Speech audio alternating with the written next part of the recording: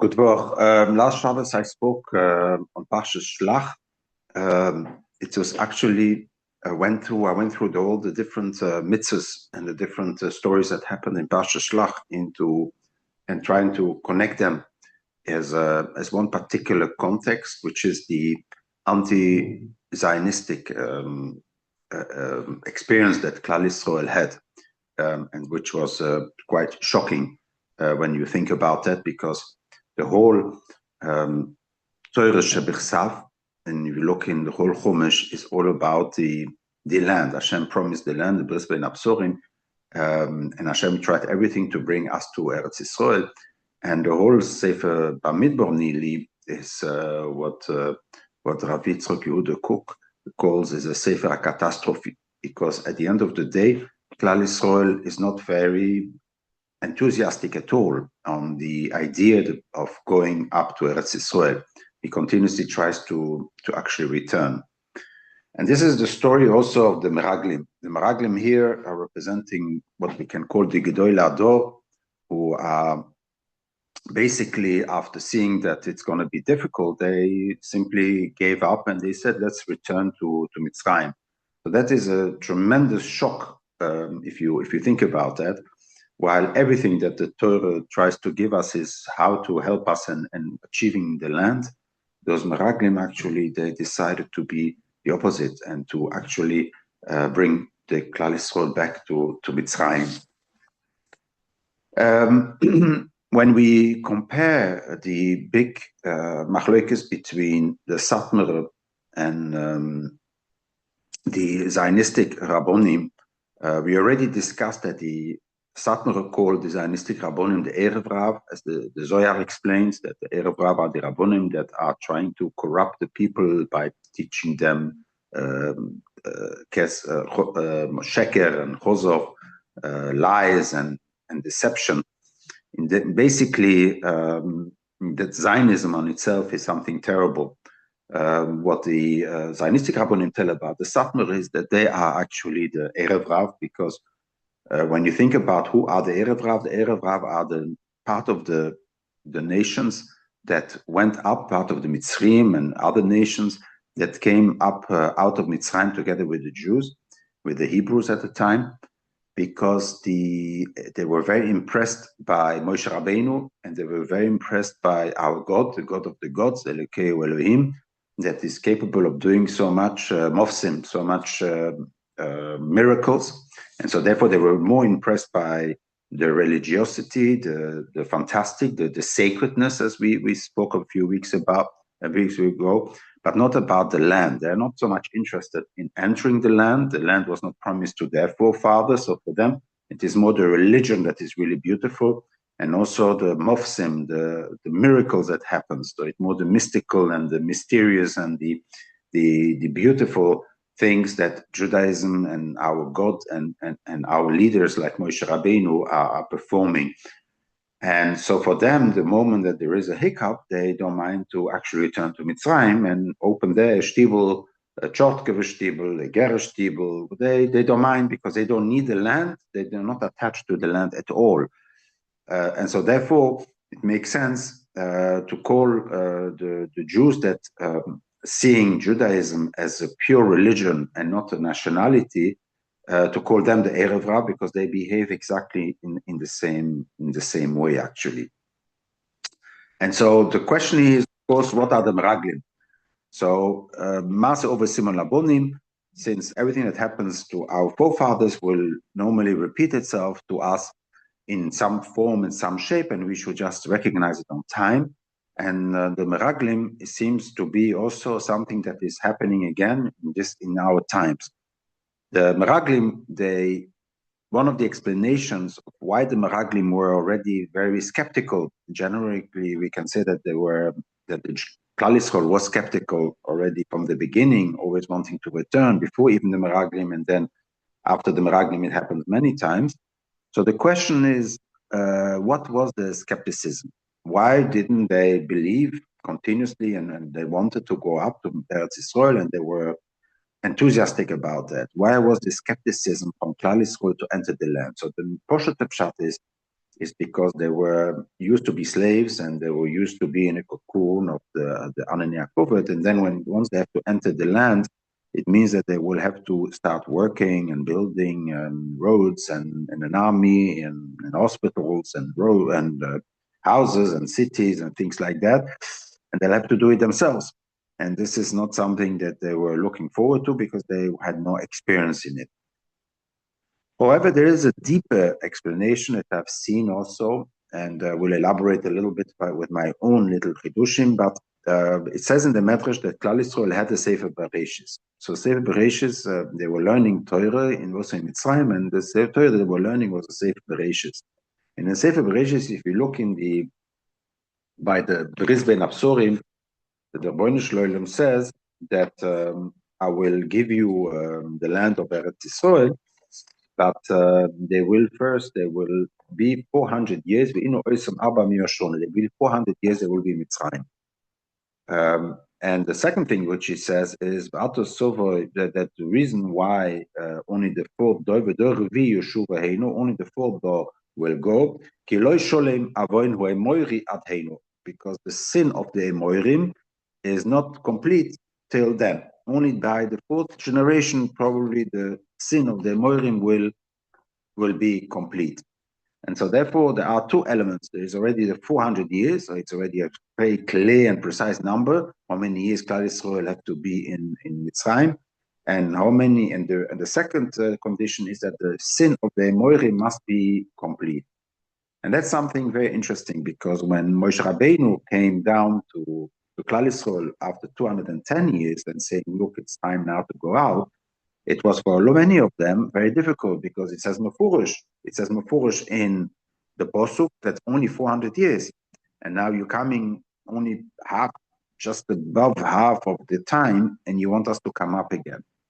So that's very difficult for them to accept and to believe that this is possible, because it says Mefurish in the Posuk, what they had. And so this reluctance, it was amplified because Moshe Rabbeinu himself did not look very Jewish in their eyes. He was Ish Mitzri. Chazal and the Netziv explains that in order to defend the Zionistic movement from the Anti Zionistic tightness that the people had, was that the leaders of the Zionistic movement were not religious or didn't look very religious. They might have been clean shaven, and things like that. And for the Hasidic Jews, it was very difficult to follow an organization where the leadership is completely either assimilated or extremely modern. And so the Netziv says that this is the Geula sometimes can happen with somebody that looks and that behaves a little bit like an outsider, not an Anshe Shlomeinu, as we say. And so when a person like that, a modern person that looks like a Ish Mitzri, that was educated in universities of Mitzrayim, that afterwards was 40 years in Midian, was outside, married a Midianist, not a Jewish person. So basically, also the daughters of Yisro straight away said, the Ish Mitzri, and he did not react, he did not respond, and he said, no, I'm an Ish Ivri, but it seems that his look and his behavior was very Egyptian. And actually the Medrash explains that this was an avere from Moshe Rabbeinu for not correcting them, because therefore his bones were not buried in Eretz Yisrael also now. That's what the Medrash explains. And Vayachesh is Mitzri, Moshe Rabbeinu explained is Ish Mitri is also the Gemara here is Moshe. Basically, this is what Mar Shoshani explained. In any case, we see here a big reluctance of the Meraglim to go up to Eretz Yisrael based on the fact that there is 400 years, and then comes an interesting modern Jew, takes them out before that. So when they saw indeed Yam Suf, they said, very nice, we believe even there was no doubt about it. But still, to enter Eretz Yisrael, they were still a little bit reluctant. And so how would they know if it's time or not time? They would look and see in the Eretz Yisrael, what's the situation? Now, what is interesting is that, as we said, there's a second condition. There is a second condition, which is that the sin of the Emorim have to be sholem. The big sin, in other words, that it's ready to be conquered. Only if the sins of the Emorim are complete. Now, we all know, and Ibn Ezra is very much marich, is very much elaborating on that part, is that the mitzvahs, the Torah and the mitzvahs, is linked to the land of Eretz Yisrael. So in other words, he explains to Ibn Ezra that each land has its own mitzvahs and own behavior that it accepts.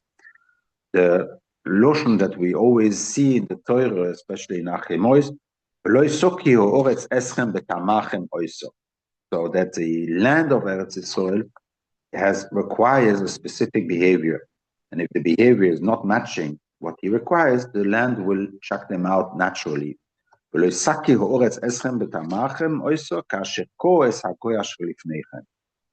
the nations before you, with the land will chuck them out.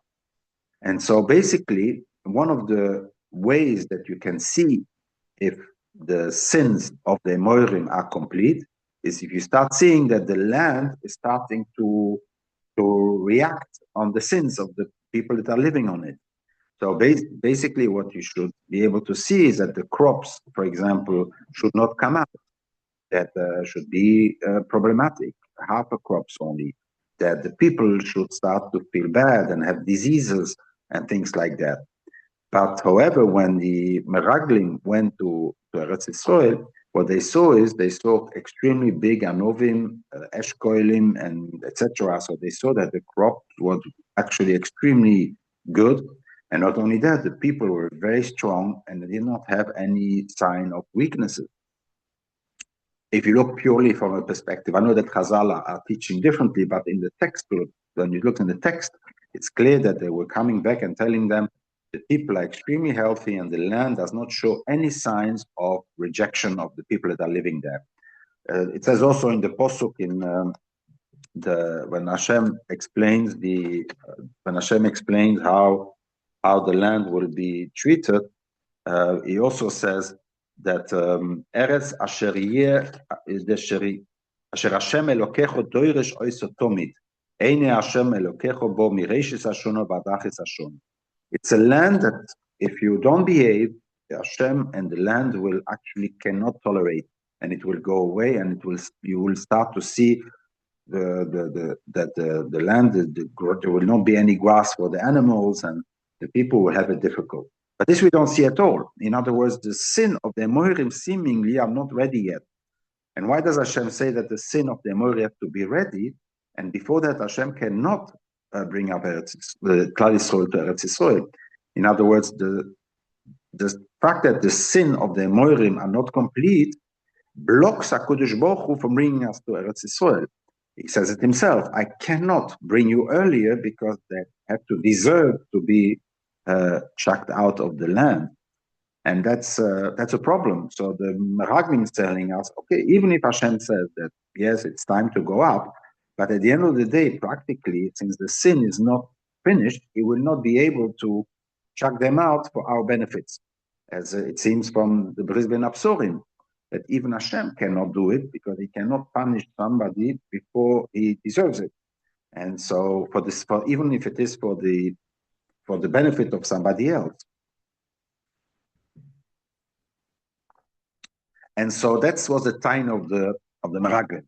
So they had quite a strong taina. And that was what they were going to tell us, to teach, to tell us. And so when Hashem decided that 40 years they will not enter Eretz Yisrael, so after this sin, which now we have it more difficult to understand why is it there for a sin. They have a very good taina. This I don't have an answer yet. But that sin, because of the sin, they will not enter Eretz Yisrael for 40 years. Hashem said it's over, you will not enter it anymore. And then there was a whole group of people that decided that they want to go up. Now, that's a very strange suicide mission. However, it could be, if I would have asked me, I would have said that this is actually similar to when Hashem says to Moshe Rabbeinu to stop talking, to go away. So Moshe Rabbeinu understood that this is a message Hashem says, don't continue, because if you continue, you're going to be successful. And so similarly, when Hashem says, don't go up anymore, then it means, in other words, that we have to show that we are going to go up, that it's a moment to go up, because if we go up, we'll be successful. However, Moshe Rabbeinu says, Ki lo sitzloch, that you will not be successful. And Vihi lo sitzloch, that you will not be successful. So Moshe Rabbeinu warned them, but they did not believe. They believed that if we do the first step, Hashem will actually continue. That's what Hashem expects from us. Similar to the story, the Medrash that explains that not Nachshon ben Aminodov that jumped into the Yam Suf, but it was Binyamin that jumped into the Yam Suf, and Yehuda, Shevet Yehuda, was throwing stones on them. This is again the same story that the Zionistic elements are actually defending this movement that we should go up before Moshiach comes. That the Binyamin wanted to show us, and again, Binyamin is Rochel, is Yosef, basically that we have to do the first step. And the Yehuda said, no, we have to wait for a sign from heaven. And so this first step, we should, Binyamin holds that we have to jump into the Yam Suf, and Yehuda held that we have to wait for kind of a sign, a geula, a sign of Mashiach or somebody, Moshe Rabbeinu, to tell us to go in. And so similarly here also, maybe now is the time to jump in, and then Hashem will kind of be forced to continue the geula. And that's why they thought that this will happen, but unfortunately it was really too early. Originally, maybe it was too early as they were not ready. Basically, this generation was not a generation that could enter the land. And so this was an opportunity for Hashem to actually tell them, look, it's not going to work out. Now, why is the mitzvah of Nesuchim and the Menuchas so important in the Torah to be brought down straight away after that story? And why also does the Torah give us 4 psukim to teach us that the ger convert that brings a korban also needs to bring the mincha and the nesochim when he brings the korban? It says 4 psukim. It says kol ezroch yase kocho v'chiyigo michit itchem ger asher besoichem edorosechem v'oso ish eriach nechol Hashem kasher taso ken yase. So he should also do it. So not only ezroch, also a ger. הכל חוק האחס לכם, ולגר הגור חוקס אוילום לדורוסכם, כוכם כגר יהיה לפני השם. It repeats itself multiple times. תורה אחס המשפטך עוד תהיה לכם, ולגר הגור איתכם. Why in this particular mitzvah, which is only a prat, it's only a detail of the korbanos, does the Torah repeat itself multiple times in that you have to bring menuchos and sochim? And so the reason I think that we have to explain is, in order to explain that, is the difference between farmers and shepherds. The shepherd, he is busy with animals, so he brings the korbanos, the bokor, the tzoin, and the farmers, he brings always the bikurim and the menuchos that he brings from his field. And so we have these two. We know that Cain and Hevel, we know that Cain, the farmers, hate the shepherds. Cain even killed Hevel. We know from Mitzrayim. That's why the Yaakov Avinu said to Paro to go to Eretz Goshen, because the farmers don't like shepherds. Kali's story was shepherds. The idea of a shepherd is mostly a mystical, mental person, so it's more busy with intellectuals. He has time to think, while a farmer becomes very megusham to the land. That's why Hashem gave us Shemitah, in order for at least every 7 years not to be too much linked to the land and to become completely one with the land. So the people, the farmers, are less religious than the shepherds. Basically, the shepherds are always the ones, the Hoyetzoin are the ones that are more intellectual at time. They look in the horizon and they look up in the sky. They are much more the people that are normally religiously inclined. Now, what will happen is that the farmers are also very nationalistic.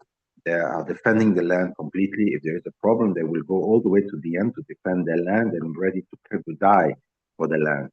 But which is not the case for shepherds. Shepherds, if there is a problem with the land, they will just move to another land. They can always move around, so they are not bound to the land itself. On the contrary, the whole idea is to move around, and that's what always our forefathers did. If there was a hunger, then they went to another land where there was not a hunger. So they can move, but a farmer cannot move. And so he's much more nationalistically inclined. And so a ger, which is somebody that comes and joins our religion and comes to live in the land, since he is not promised the land. I don't know where the gerim lived exactly, but in any case, they had no chelik in the nachlo of Eretz Yisrael, and so they are more attached to the religion. So they are similar to the shepherds. And so when you bring korban, a behemoth, normally that's it. So you are a shepherd animal, and you bring an animal basically.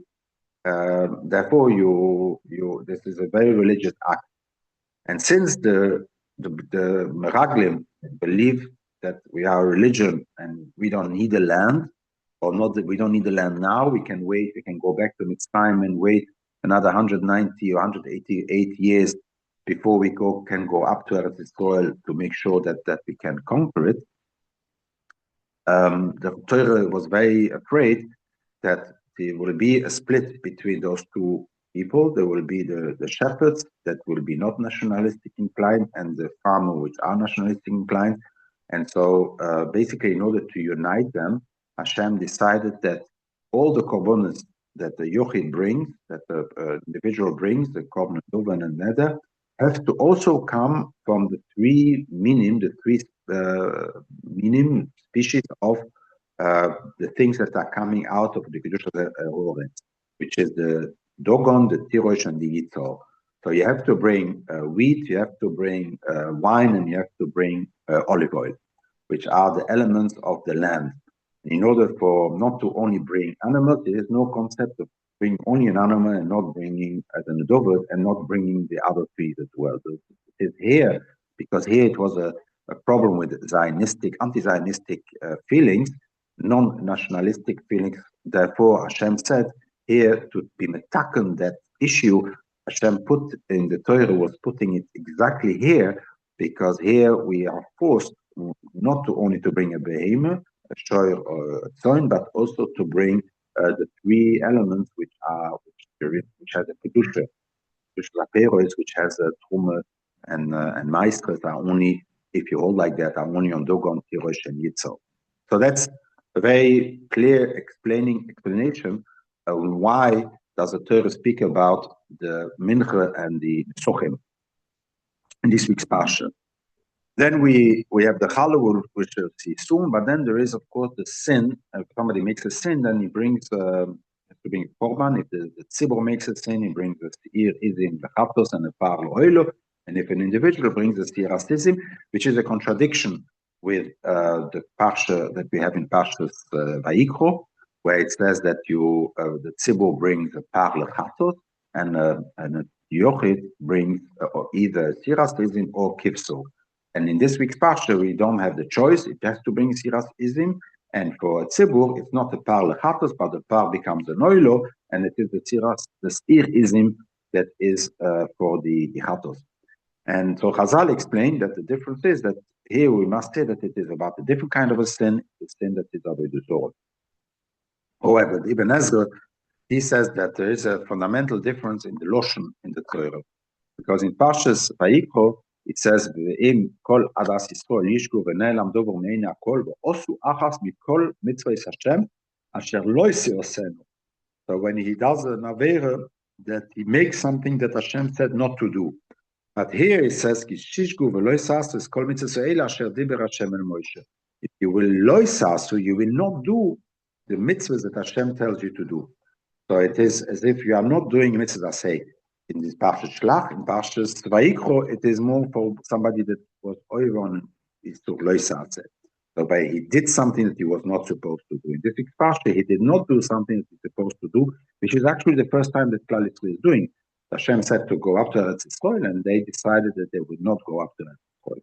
So it's not that they sinned, they did something that they were not supposed to do, but they didn't do something that they were supposed to do. And that's why in this week's parsha, basically, Al Pi Torah, the difference is between a loisate and an aseh. If somebody didn't do something which he's supposed to do, these are the korbanos that they should bring. If the tzibur does it, and if the yochid is doing it. Of course, that's against Chazal, and we go always according to Chazal, but according to the Pshat, Ibn Ezra has pointed out that this is different, which can explain why in this week's parsha it comes in, because it's the first time that we are reluctant to perform a mitzvah that Hashem told us to be performing. Then the question is, there is the problem with the Mekoshes. It is also a suicidal story, again, two suicidal stories. Second one is the Mekoshes. The Mekoshes, why was he Mechal Shabbos? What was his, basically his Havamina in that story? Basically, we know that in the time of Yeshua, they did Mila and they did the Korban Pesach. And it says clearly that during the 40 years or the 38 years, something like that, they didn't do no Korban Pesach and no Mila. And the question is, why not? And so Manitou explains that there is a very clear reason why. Because Chazal, they explained that the Mila they didn't do because of Sakona. But that's very difficult because the Torah the Bunsham could have made an Chasa and something that whenever somebody makes Mila, he should drink that water, or he should do something so to be safe. So that's a bit of a difficult stuff. But it's of course the pshat of Chazal, so we're not going to argue with that. But Manitou gives a second opinion, second reason, is that since those two mitzvahs are completely related to the land of Eretz Yisrael, that after when the Rebbeinu said, I will give you the land, the Bris, I promise you the land, and therefore I ask you also to make Mila. So the Mila is related to the land. And also Korban Pesach, we already discussed it multiple times. The Korban Pesach is only related to the land. That's why by the Korban Pesach it says that it depends which type of passport you have. If you don't have the right passport, you cannot eat from the Korban Pesach. If you are Ben Necho, if you are a tourist, or if you are a Stochir, or you are a Toishav Sochir, these are temporary residents, you are not allowed to eat from the Korban Pesach. So it very much depends on the land itself. Even a ger from the Postuk, it seems that somebody that comes and joins and wants to join the Jewish nation, it seems that he has to bring a Korban Pesach, as I'll say no, because you need B'shor Shematzu Mor Munochen Lefonecho. But theoretically, in the Postuk itself, the Havamina would have been, if you look in the Postuk, that it would be that every ger should bring Korban Pesach because it's related to the land. I come to join the land, I have to bring Korban Pesach. So the Korban Pesach is related to the land. And since those people that are now living in Midbar, they know for sure that they will not enter the land for 40 years. So they've been disconnected from the land. It's not possible even for them to enter the land. And so therefore they are potur from Mila and they are potur from Korban Pesach. It's a very interesting shot because then the question is, why do we do Mila? Because the Poshet shot is we do Mila because we are going to go tomorrow. We believe that there's no something blocking us from entering tomorrow as the soil if Mashiach will come. Since Mashiach can come any day, there is no reason why we should not be able to actually enter the land. And therefore, we are still connected to the land, and therefore we have to do Mila and Korban Pesach. Since the Rashi also explains that with something as the Vorai, Afla Achar Shetiglu Heyu Mitzuyonim b'Mitzvot. הניחו תפילין, עשו מזוזות, כדי שלא יהיו לכם חדושים כשתחזרו. When you go back to Eretz Yisrael, you should not be like new. So the Torah tells you that you should keep the Torah even when you're in Golos, even when you're outside. But this is because you any moment can enter the land. But in the Mitzrayim, in the Midbar, they knew that they will not enter. There was a blockage for 40 years, this generation. They will not enter the land anymore. And so for them, the mitzvahs are not 100% that they have to perform them. And so therefore, the Mekoshesh held that basically Shabbos is, since I don't have to do Mil and I don't have to do Korban Pesach, then Shabbos also not. Shabbos is part of the generic mitzvah that I don't have to do because I'm disconnected. And so the Torah says no, that it's a mistake from him, and eventually even that Shabbos is not related to the fact that you have to come to the land, even if you sure that you're not going to come to Eretz Yisrael, you still have to keep Shabbos in Golus as well, in the Midbar, wherever it is. So that was the Havamina eventually from the Mekoshesh. And then we saw two mitzvahs that one of them is Chalo and the other one is Tzitzis. What is interesting is that since Klal Yisrael will be from now on 40 years in a very cocoon and a very artificial protective environment, they will have, of course, they receive food from Hashem. The bread will be from Hashem, and they will be protected, surrounded in the four sides by Anania covered. And so, what Hashem is telling you, when you come into the land, you won't have that. And so, what I'm tell you is that the bread that you're going to eat, you'll share it with me. So it's going to be as if you're still eating from the mon. The mon is Hashem shared his bread with us, and the challah means that we will share our bread that we're going to eat. We're going to share it with Hashem. As it says, you should give to Hashem, and then of course it becomes the kohen, that he is a representative of Hashem. But theoretically, we're sharing with Hashem. So kind of we still share the bread. So the challah is making us that every bread that we're eating is actually as if we are sharing the bread with Hashem, like Hashem shared with us. With the mon, and the tzitzit is like we were surrounded by the four sides from the Anana covered. So with the tzitzit also, we are surrounding ourselves with the tzitzit. And Chazal teach us that indeed it is a protection. Because when it is a dangerous time, when you are in a fragile moment, if a person has a tzitzis, it will protect him. So even if it's a mitzvah kiyumis, but we have accepted it as a mitzvah chiyuvis in order to protect ourselves, similar to the mezuzah. But in this case, it is for the human being, for the body, like the ananei kovet also that protects us. And so this is the equivalent. So that's why those two mitzvahs are in the week this week's parsha. Because we are going to be, for 40 years, we're going to be completely protected, and we'll be also receiving the bread from Hashem. There is a very interesting point. The last point is, 2 points actually, is that the tzitzis itself, the word tzitz comes from the word bayotze tzitz, by Igmol Shkedin. We will see next week's parsha. It's about a flower, the flowering. Tzitz comes from flower, and indeed, if you look on the tzitzis, you will see that it has a thing like a stick, and then on the stick there are knobs. The knobs are the kshorim, the when you are doing a kesher. In the middle, these are the knobs, the kaftor called in the Torah, kaftor v'oferach, and these are the kaftorim. There are 5 kaftorim on the thing of the flower, the stick of the flower, and then you have the flower itself. And the flower, what we call the leaves that the flower is composed of, is called in English the petals. The petal, also in French, we say la pétale. The pétale, I don't know. In any case, it's the petals, and it's very interesting because in Lashon Kodesh we call it the psil. The psil techeles. Psil, petil is petals. So it's exactly the same word. And so the ptil techelet is actually that one of the leaves should be blue, should be techelet. You should put a ptil techelet. So it's a ptilim, these are petals. So it's mamish looks like a flower. So you have the string, and then you have the kaftor, and then the ferach is on the top. Very similar also to the menorah.